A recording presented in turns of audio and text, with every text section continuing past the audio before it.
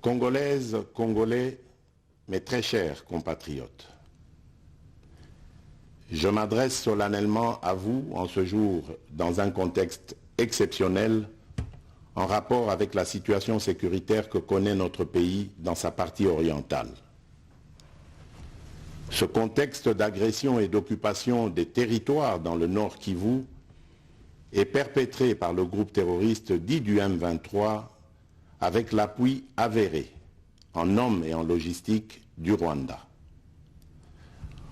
Au moment où je fais cette adresse, nos agresseurs occupent certaines localités dans le territoire de Rutshuru, occasionnant ainsi un drame humanitaire avec plus de 200 000 compatriotes forcés de fuir les affres terroristes dans les zones de combat.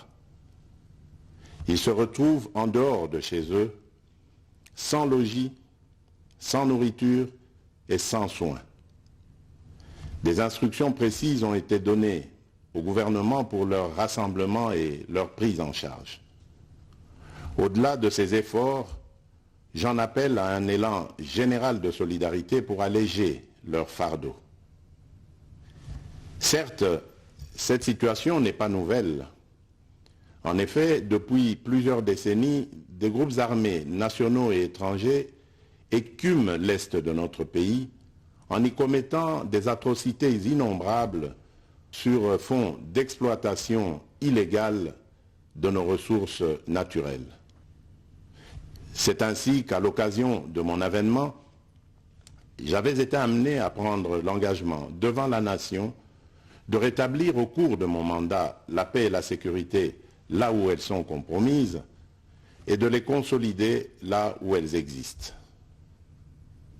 Sitôt dit, sitôt fait, j'ai sans délai et de bonne foi commencé à développer, notamment avec tous nos 9 pays voisins, une diplomatie de proximité en vue d'établir avec eux des relations de coopération franches, transparentes et de caractère gagnant-gagnant. Avec l'Ouganda, par exemple, nous sommes allés jusqu'à décider de mutualiser nos forces armées afin de combattre ensemble la nébuleuse des ADF, une milice d'origine ougandaise qui cependant n'opère que dans le Nord Kivu. Et aussi, nous avons lancé 2 projets de construction de routes transnationales. Avec le Rwanda, un mémorandum d'entente a été signé dans le commerce de l'or avec une entreprise nationale.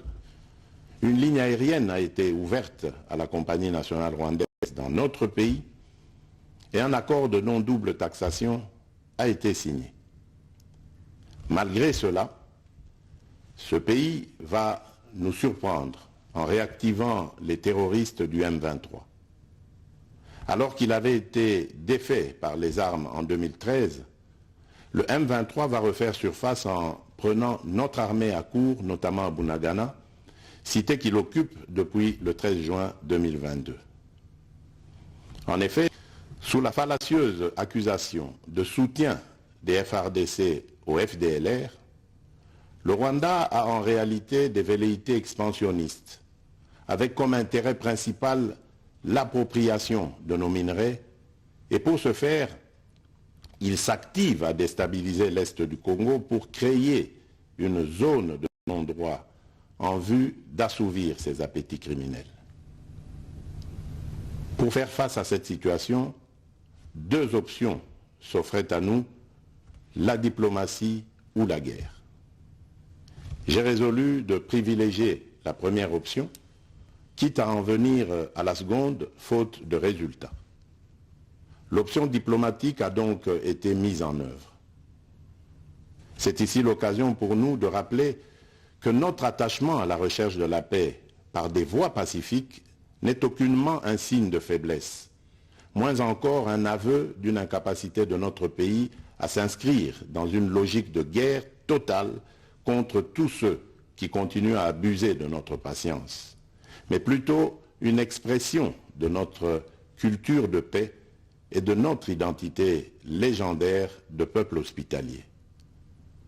C'est ainsi que dès le 20 juin 2022, j'ai pris part aux travaux du 3e conclave des chefs d'État membres de la communauté d'Afrique de l'Est à Nairobi, au Kenya, qui avait comme agenda l'examen de la situation sécuritaire dans l'Est de notre pays.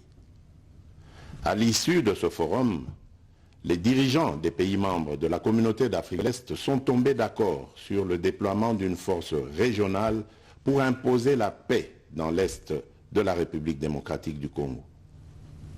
Le sommet a appelé à une cessation immédiate de toutes les hostilités à l'Est de notre pays et a demandé à tous les groupes armés, tant étrangers que locaux, à déposer les armes immédiatement et sans condition et à s'engager dans le processus politique. Le 6 juillet 2022, j'ai accepté de rencontrer à nouveau le président du Rwanda, cette fois à Luanda, sous l'égide du président João Lourenço, sous couvert de la Conférence internationale des régions des Grands Lacs africains, la CIRGL. Il en est sorti une feuille de route qui stipule entre autres objectifs normaliser les relations politiques et diplomatiques entre la République démocratique du Congo et le Rwanda. Et pour y parvenir, la première action retenue, arrêt des hostilités et retrait du M23 des positions occupées conformément au communiqué final de Nairobi. Une fois de plus, aucune avancée sur le terrain de la paix attendue par notre population n'a été observée. La dernière activité diplomatique en date a été la rencontre avec le président Paul Kagame autour du président français Emmanuel Macron et à l'initiative de ce dernier en marge de l'Assemblée générale des Nations unies à New York. Ici également, pour l'essentiel, il a été acté le principe d'un cessez-le-feu immédiat et du retrait inconditionnel du M23 des positions qu'il occupe, toujours sans résultat tangible sur le terrain. Mes chers compatriotes, comme vous pouvez le constater, malgré notre investissement et les efforts fournis dans cette optique, la paix et la sécurité ne sont pas au rendez-vous. Garant de l'indépendance, de l'unité nationale et de l'intégrité territoriale, je réitère mon engagement constitutionnel de défendre la patrie jusqu'au sacrifice suprême. Mes très chers compatriotes, ne doutons jamais qu'ensemble réfléchis et engagés, nous puissions changer le monde. À vous, nos vaillants soldats, vous qui avez pris l'engagement de servir sous le drapeau, je vous invite ici au sens élevé du patriotisme en ce temps particulièrement exceptionnel de notre histoire, de défendre notre pays, de protéger l'intégrité de son territoire et d'assurer la sécurité des Congolaises et des Congolais contre toute agression ou attaque d'où qu'elle vienne. À vous, mes très chers compatriotes, la guerre qui nous est imposée par nos voisins exige de chacun de nous des sacrifices. C'est le moment de taire nos divergences politiques pour défendre tous rassemblés notre mère patrie. Notre histoire et notre marche commune ont sans cesse démontré que, loin de s'effondrer, notre nation et son peuple ont toujours relevé ce genre de défi et nous en sommes toujours sortis victorieux. Restons tous unis et solidaires derrière nos forces de défense et de sécurité. La situation actuelle, loin de nous affecter, n'est qu'une épreuve de plus que nous allons surmonter pour raffermir davantage notre unité. Au-delà de tout clivage politique, idéologique, religieux et tribal, la défense de la mère patrie est le seul objectif qui doit nous unir en ce moment. Le pays nous appelle. La nation a besoin de l'engagement de toutes ses filles et de tous ses fils. Je vous appelle à ne pas céder aux propos xénophobes et autres discours de haine ou de stigmatisation des communautés rwandophones, dont l'asservisseur se sert pour faire du chantage et de la manipulation. Tout acte allant dans ce sens sera sévèrement puni.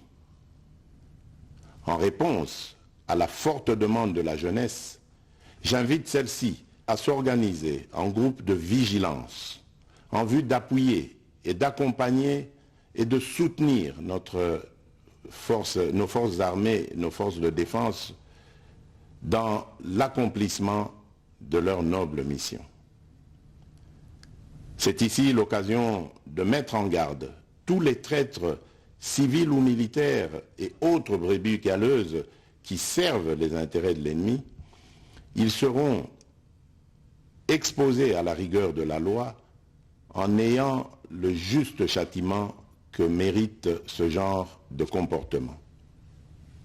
En outre, tout en renouvelant mon appel lancé à nos jeunes qui en ont la vocation de s'enrôler massivement dans nos forces armées.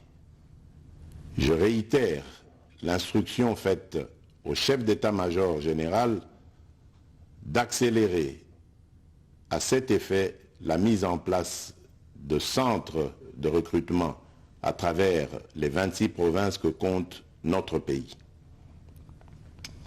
Chers compatriotes, nous devons ensemble avoir conscience que nul autre que nous-mêmes ne viendra sauver notre nation et que cela exige de chacun de nous une mobilisation tous azimuts. Que Dieu bénisse la République démocratique du Congo. Je vous remercie.